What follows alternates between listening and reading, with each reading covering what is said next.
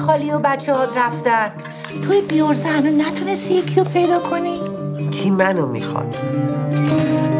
لاغر مثل من یکی رو پیدا کن بتونی باش تلفنی حرف بزنی، از تنهایی در بیایی عزیز دلم. چرا این جنتلمنا گیر ما نمیاد؟ شما چشتو باز کنی میبینی ها.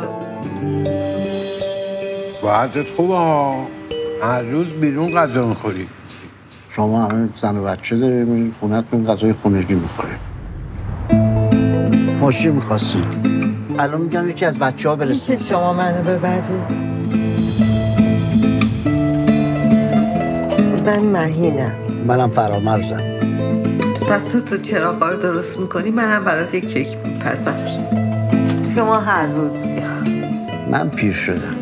هنوز خیلی کارا مونده که بکنی. خیلی کارا مونده. تو از سنت خجالت بیش، حجاب خودت هم مشکل داره، خودت هم میدم سوار کن. نباید جلوشون کم بیاری. من اینو تازه فهمیدم. تو از مرگ نمیترسی؟ نه، ولی از تنهایی مردن میترسم. آره، من هم از این میترسم.